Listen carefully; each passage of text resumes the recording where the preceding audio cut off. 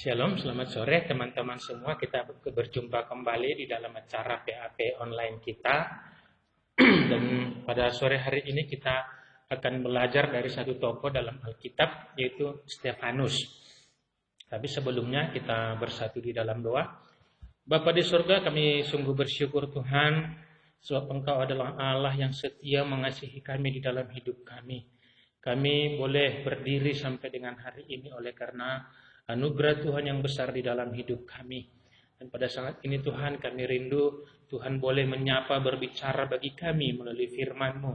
Mari Tuhan menguduskan, menyucikan seluruh hidup kami, hati dan pikiran kami, sehingga kami sungguh dapat mengerti dan memahami firman Allah. Dan Tuhan tolong kami untuk memegang, meyakini dan melakukannya di dalam kehidupan kami sehari-hari. Biarlah firman-Mu memperbaharui hidup kami, memberikan semangat dan kekuatan baru di dalam kami. Dalam Kristus Yesus kami berdoa dan bersyukur. Amin. Mari kita buka Alkitab kita dari Kisah Para Rasul pasal yang ke-6. Kisah Para Rasul pasal yang ke-6 ayat 1 sampai dengan ayat yang ke-7. Firman Tuhan berkata, pada masa itu ketika jumlah murid makin bertambah, timbullah sungut-sungut di antara orang-orang Yahudi yang berbahasa Yunani terhadap orang-orang Ibrani, karena pembagian kepada janda-janda mereka diabaikan dalam pelayanan sehari-hari. Berhubung dengan itu, ke-12 rasul itu memanggil semua murid berkumpul dan berkata, kami tidak merasa puas, karena kami melalaikan firman Allah untuk melayani meja. Karena itu saudara-saudara, pilihlah 7 orang dari antaramu yang terkenal baik dan yang penuh roh dan hikmat, supaya kami mengangkat mereka untuk tugas itu, dan supaya kami sendiri dapat memusatkan pikiran dalam doa dan pelayanan firman. Usul itu diterima baik oleh seluruh jemaat, lalu mereka memilih Stefanus, seorang yang penuh iman dan Roh Kudus, dan Filipus, Prokorus, Nikanor, Timon, Parmenas, dan Nikolaus, seorang penganut agama Yahudi dari Antioquia. Mereka itu dihadapkan kepada rasul-rasul. Lalu rasul-rasul itu pun berdoa dan meletakkan tangan di atas mereka. Firman Allah makin tersebar dan jumlah murid di Yerusalem makin bertambah banyak, dan juga sejumlah besar imam menyerahkan diri dan percaya. Teman-teman, kalau kita melihat dalam Kisah Para Rasul yang pasal ke-6, pelayanan ke-12 rasul pada saat itu sungguh hebat. Mereka melakukan banyak mujizat dan tanda-tanda sehingga semakin banyak orang percaya. Semakin banyak orang percaya dan mengakui bahwa Yesus adalah Tuhan dan Juru Selamat mereka, dan jemaat berkembang pesat pada saat itu. Tetapi pertambahan jemaat oleh karena mendengarkan firman dan khotbah-khotbah yang dilakukan oleh para rasul, ada satu jenis pelayanan yang terabaikan, yaitu apa? Pelayanan sosial. Pelayanan kepada orang-orang miskin, pada ibu-ibu janda. Dan itu menggelisahkan hati para rasul pada saat itu.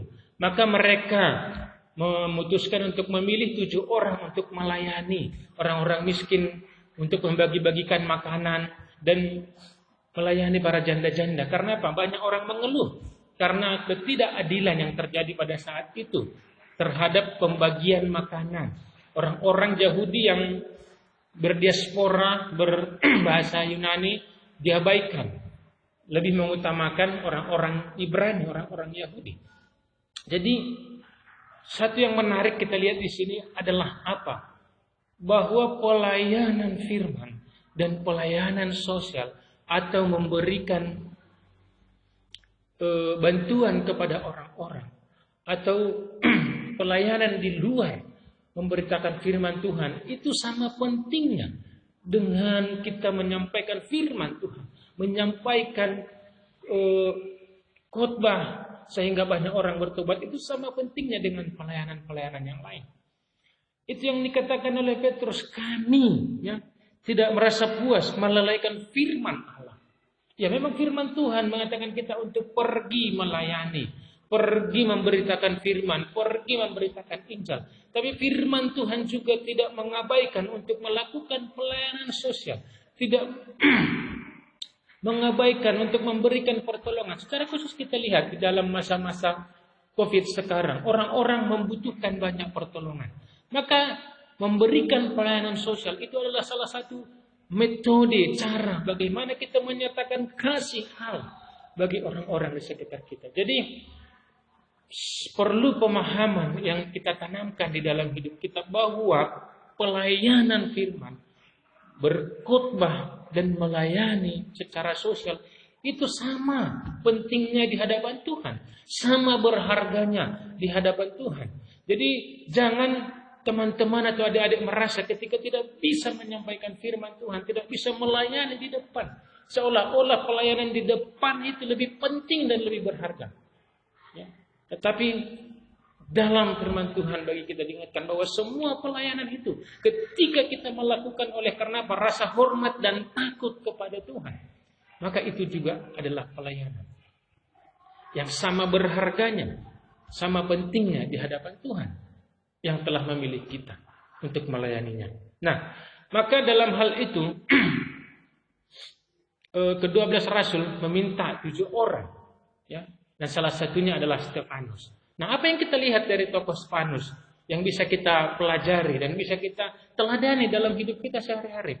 Yang pertama, ketika kita melihat dari kriteria yang diberikan oleh para rasul bahwa orang yang akan melayani meja adalah apa? Orang yang baik, yang penuh roh dan hikmat.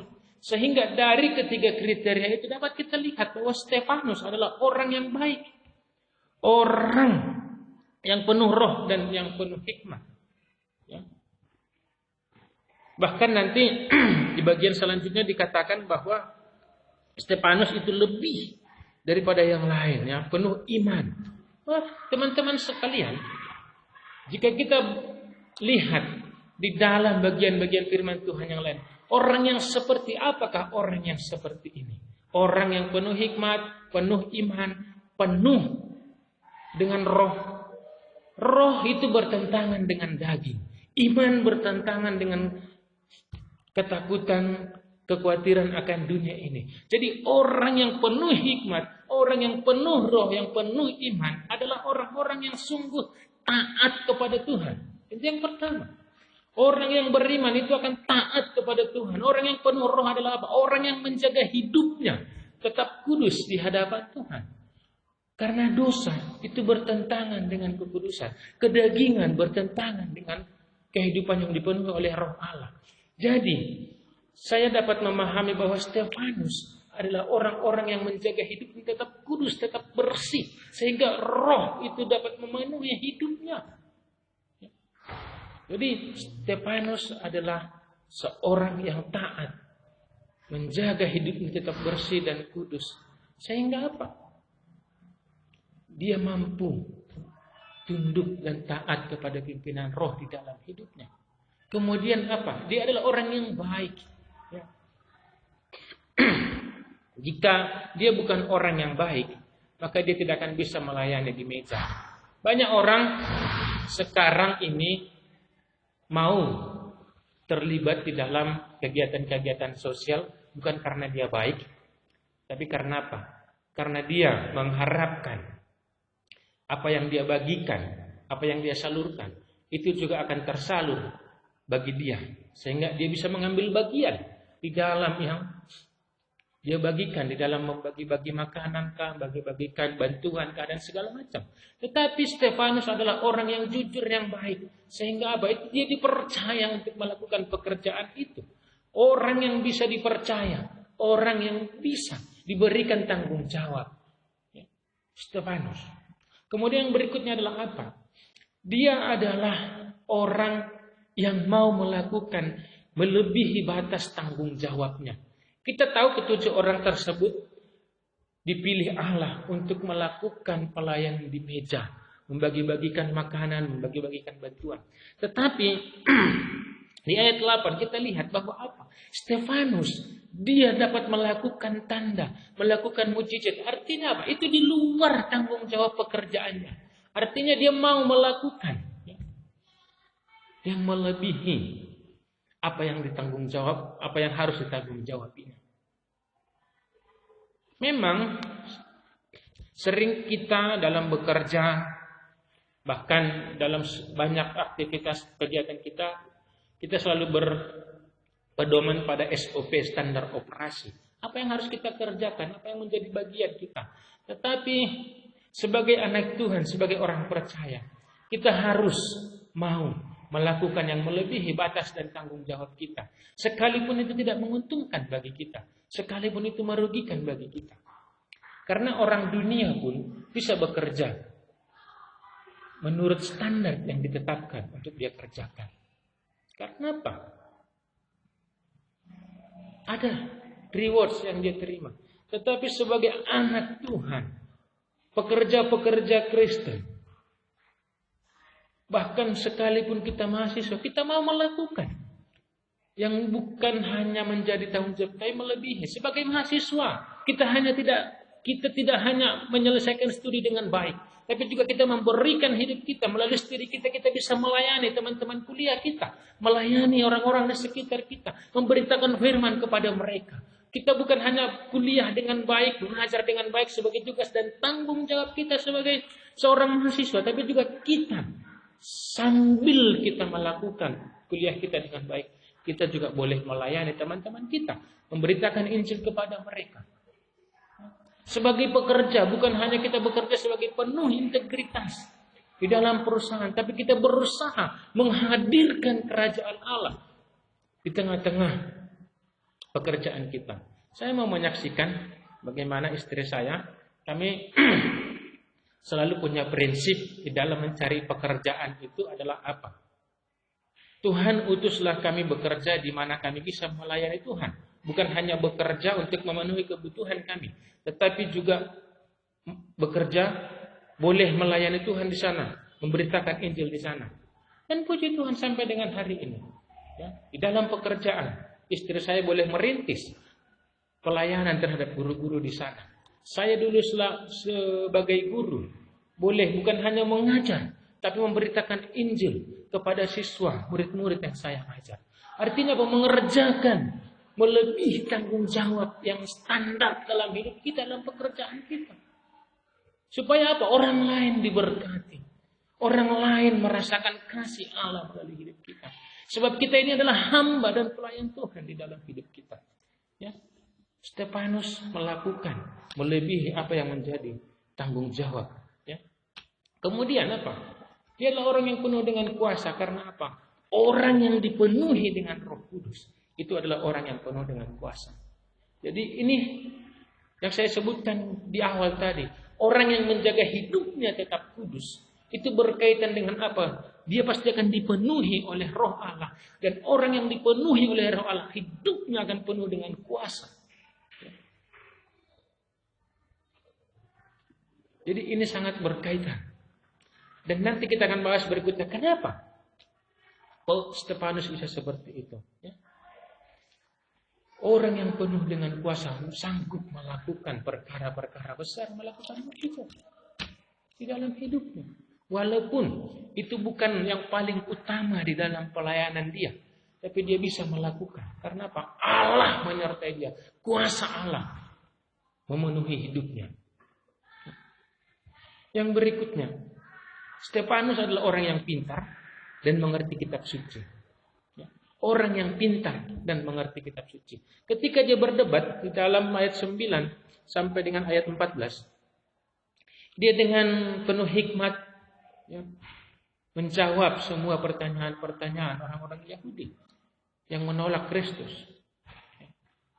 Tapi dia dengan pintar. Dan ketika dia dihadapkan kepada imam-imam besar, dia bisa menjelaskan mulai dari seluruh sejarah perjalanan bangsa Israel. Bagaimana bangsa Israel menolak Allah dengan membunuh nabi-nabi, menolak nabi-nabi dalam perjanjian lama. Dan sekarang mereka menolak Kristus. Dia mengerti kitab suci.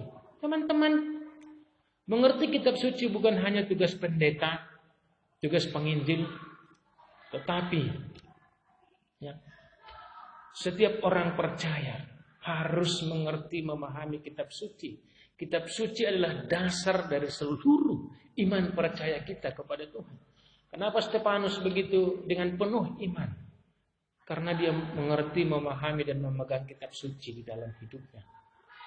Karena dia paham, mengenal Allah.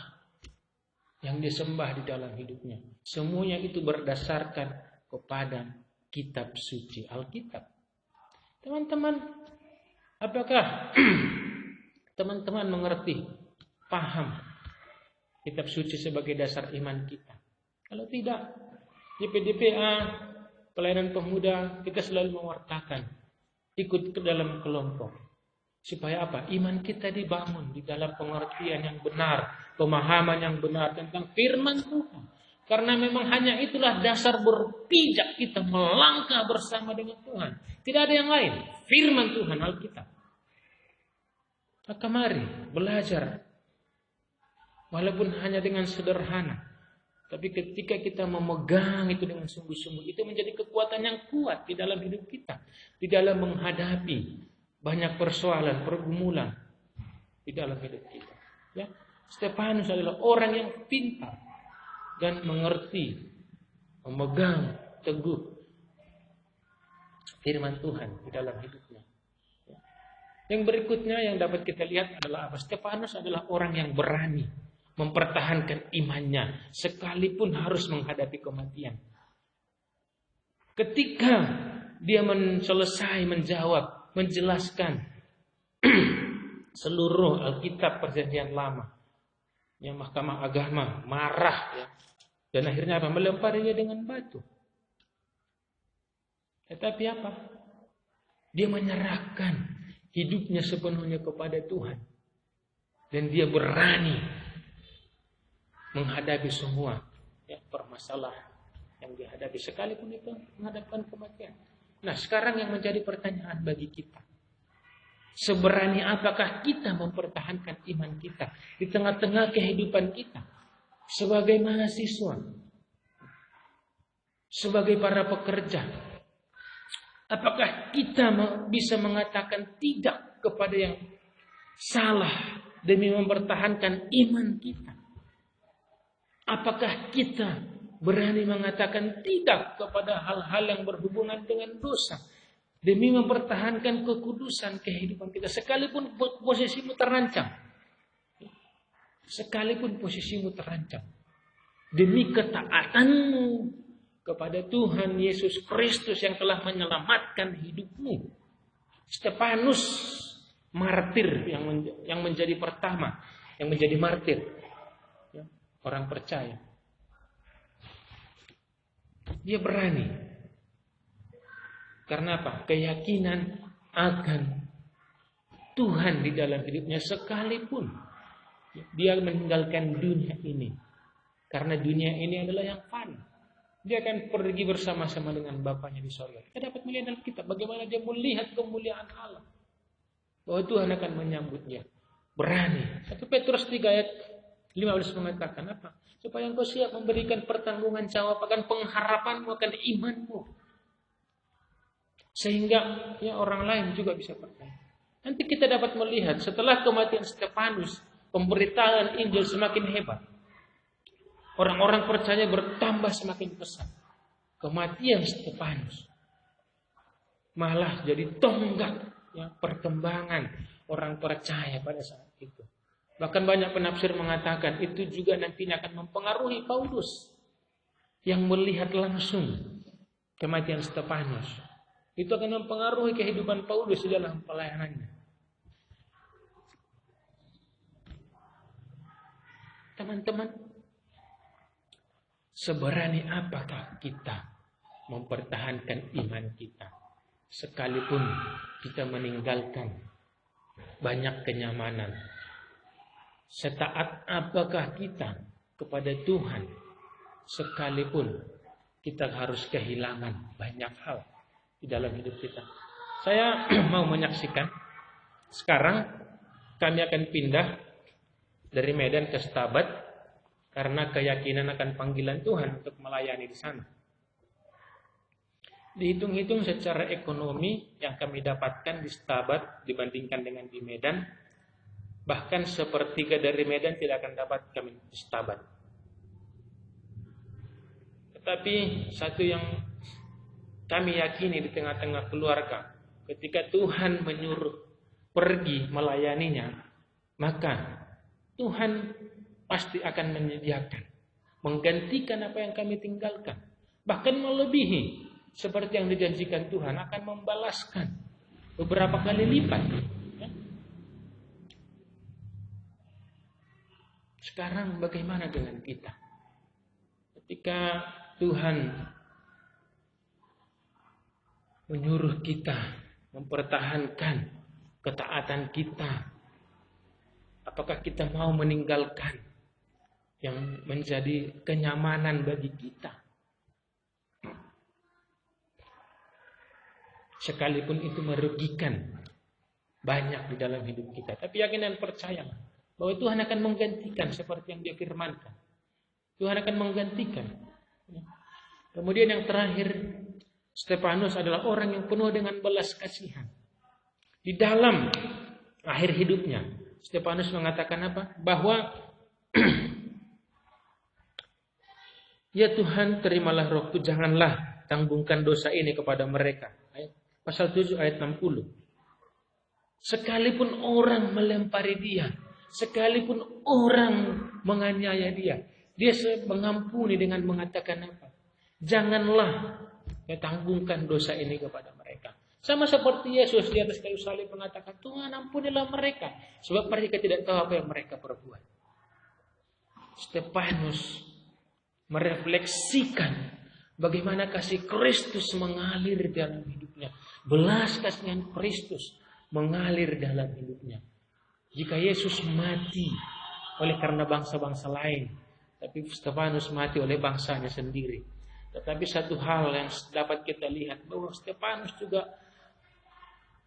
mengalirkan belas kasihan sama seperti Kristus mengasihi orang-orang yang menganiaya dia. Teman-teman sekalian yang dikasihi oleh Tuhan Yesus, kita sudah menerima belas kasihan yang begitu luar biasa dari Tuhan Allah. Dan pengampunan yang diberikan oleh Tuhan kepada kita, belas kasihan yang diberikan oleh Tuhan kepada kita, itu jauh lebih besar ya, dari apapun. Dan kesalahan yang kita lakukan kepada Tuhan kadang lebih besar dari kesalahan yang orang buat kepada kita. Tapi Tuhan sudah mengampuni kita. Sekarang yang menjadi tanggung jawab kita adalah memberikan pengampunan, memberikan belas kasihan kepada orang-orang yang menyakiti hati kita. Siapapun mereka, mungkin orang-orang terdekat kita. Sama seperti Stefanus yang dianiaya oleh bangsanya sendiri. Mungkin saudara kita, orang tua kita, abang atau adik kita, teman sepermainan kita, menyakiti hati kita, sehingga menimbulkan kepahitan di dalam hidup kita. Tetapi kita dapat melihat Stefanus, dia langsung memberikan pengampunan. Dia langsung berdoa bagi mereka yang menganiaya dia. Sama seperti Tuhan katakan, balaslah kejahatan dengan kebaikan. Berdoalah bagi orang yang menganiaya kamu. Maka itu juga yang dapat kita pelajari dari Stefanus. Siapapun orang yang menyakitimu, siapapun orang yang membuat engkau sakit hati, maka tugas dan tanggung jawab kita adalah melepaskan pengampunan, memberikan belas kasihan bagi dia. Karena itu perintah Tuhan. Ya. Karena itu perintah Tuhan di dalam hidup kita. Maka dengan cara demikian kita dapat menyatakan kerajaan Allah bagi orang-orang di sekitar kita. Belajar dari Stefanus, banyak hal yang kita pelajari dari dia. Sehingga apa yang dia kerjakan di dalam pelayanannya yang singkat, itu berdampak besar di dalam kehidupan, perkembangan jemaat pada masa-masa berikutnya. Demikianlah juga kita. Biarlah ketaatan kita juga nanti akan berdampak besar bagi orang-orang di masa yang akan datang. Saya yakin ketika Nomensen datang ke Tanah Batak, ketika dia melihat orang percaya begitu banyak di Tanah Batak, dia tidak memikirkan berapa banyak yang akan percaya dari orang Batak. Dia hanya perlu taat. Ini saya hanya berandai-andai. Ketika dia bisa melihat Begitu banyaknya orang Batak yang percaya oleh karena pelayanan Nomensen, maka dia akan berpuas diri. Demikian juga kita. Mari melakukan pelayanan dengan ketaatan di dalam hidup kita. Bukan hanya apa yang menjadi tugas dan tanggung jawab kita secara formal, tapi melakukan seluruhnya apa yang kita bisa di dalam pelayanan kita yang berdampak demi kebaikan orang lain, untuk menghadirkan kerajaan Allah di tengah-tengah dunia ini. Sehingga apa? Kerajaan Allah semakin tersebar, sama seperti Stefanus, pelayanannya berdampak semakin berkembangnya jemaat mula-mula pada saat itu. Dan yakinlah bahwa Tuhan akan menyertai, Tuhan akan menguatkan, Tuhan akan memberi kekuatan dan penghiburan, sama seperti Stefanus juga dikuatkan dan diberikan keberanian oleh Tuhan. Tuhan Yesus memberkati kita bersatu di dalam doa. Bapa di sorga, kami bersyukur, berterima kasih kepadamu Tuhan. Engkau sudah memilih kami menjadi anak-anak-Mu, dan Engkau sudah mengutus kami untuk berkarya di tengah-tengah dunia ini. Kuatkan dan teguhkanlah kami Tuhan. Di tengah-tengah ketakutan dan kekhawatiran kami, biarlah kuasa-Mu menyertai kami. Di tengah-tengah kelemahan kami, biarlah juga Engkau memberikan kekuatan. Jika ada orang-orang yang menyakiti hati kami, Tuhan, tolonglah kami untuk berdoa bagi mereka, melepaskan pengampunan bagi mereka, sebab Engkau juga sudah mengampuni begitu banyak kesalahan dan pelanggaran kami di hadapan-Mu. Dan kami berdoa untuk seluruh kami, Engkau yang menguatkan kami di tengah-tengah pergumulan kami, orang-orang yang kami kasihi, orang tua kami, saudara-saudara kami, bahkan masa depan kami Tuhan, di tengah-tengah ketidakpastian kondisi bangsa dan negara kami ini. Dan kami berdoa bagi bangsa ini, biarlah Engkau pulihkan di dalam kuasa-Mu, Engkau menyatakan kemuliaan-Mu untuk memulihkan keadaan bangsa kami. Dan kami serahkan tetap saudara-saudara kami, anggota tim medis Tuhan yang berjuang, mempertaruhkan hidupnya untuk melayani bangsa ini. Kuatkan, hiburkan, dan teguhkanlah mereka, sehingga melalui pelayanan mereka semakin banyak orang yang bisa diselamatkan di dalam bangsa kami ini. Inilah doa dan permohonan kami ya Tuhan. Dalam Kristus Yesus kami berdoa dan bersyukur. Amin.